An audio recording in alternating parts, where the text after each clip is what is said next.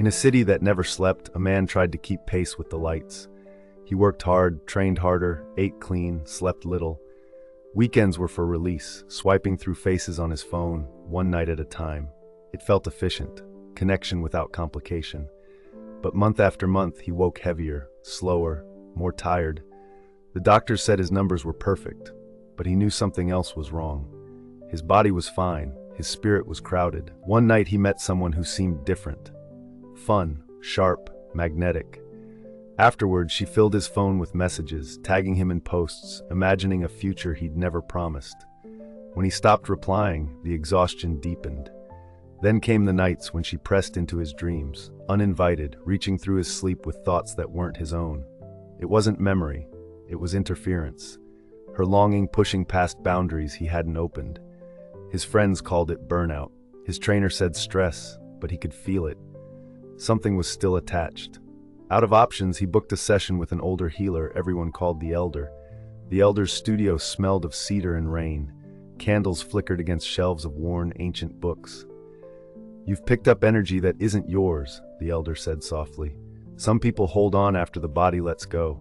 It's not magic, it's fixation. But fixation can drain you." The man crossed his arms. "I already do cord cutting. Why isn't it working?" The Elder leaned forward. "Because cutting cords isn't the same as cleansing roots. You can snip a thread, but if the reason you keep weaving new ones is still there, the hunger for quick relief, the habit of leaving without gratitude, the ties will always grow back. Tell me, have you ever done a full cleanse? Not just for this lifetime, but for the ones before you, your ancestry, your past lives?" The man shook his head. "No, I didn't even know that was possible." "It is," the Elder replied. "Energy doesn't disappear when we die. It travels through memory and blood.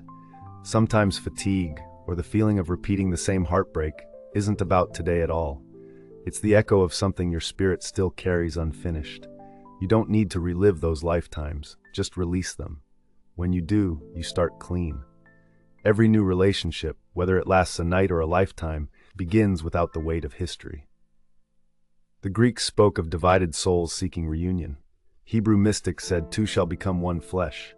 Hindu and Taoist masters wrote of prana and chi, life force shared through intimacy. In old Europe, people performed unbinding rituals after a lover parted. Across cultures, the truth was the same. Life force isn't disposable. Every union leaves a thread, and when it ends without gratitude or closure, that thread can tug. "Think of it like current," the Elder said. "When two people care equally, energy moves in a full circle and both feel alive. But when one person keeps reaching after the other has let go, the flow breaks. The one being chased starts to feel drained. That's not evil, it's imbalance. Awareness is the cure. When you notice that pull, release it kindly instead of carrying it. You stay peaceful, even if they still think of you."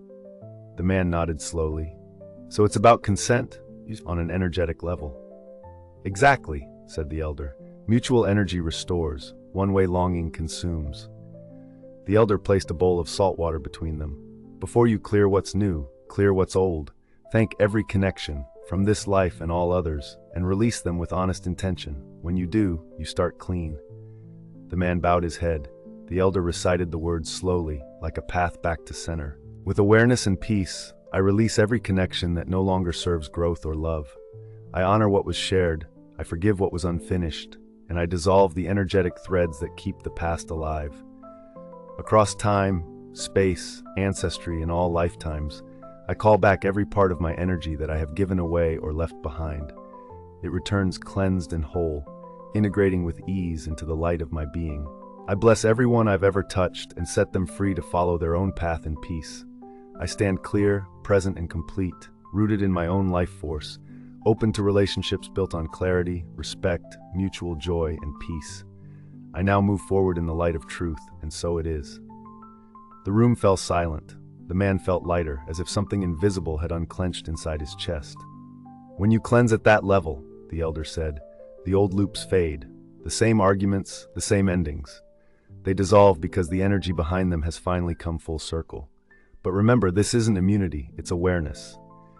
After each encounter, breathe, touch water, light a candle, anything that reminds you to let go of what isn't yours." He taught him a simple release to use each time. a daily act of maintenance. I honor what was shared. I release what is not mine. Any energy seeking to stay beyond its purpose is thanked and dissolved. I call my vitality home, fresh, whole, and clear. Be intentional not just about the pleasure, the elder said, but about the cost. Know what you're inviting in before you say yes. Some people can't let go once they've made a connection, and that pull can drain you if your heart was never really in it. If your body's there but your heart isn't, it takes from you. When both are present, it gives back. He paused. You'll know the difference because your body always tells the truth.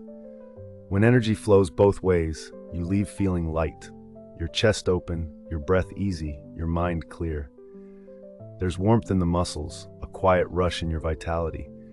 But if you walk away feeling heavy, restless, or drained, if you sense a pull on your thoughts, or know the other person will keep reaching long after it's over, that's your body warning you the current wasn't balanced. That's when you do an extra deep cleanse. Wash your hands, stand under water, breathe until the heaviness lifts. Listen to your body. It speaks the truth before the mind ever does. That night, for the first time in months, the man slept deeply.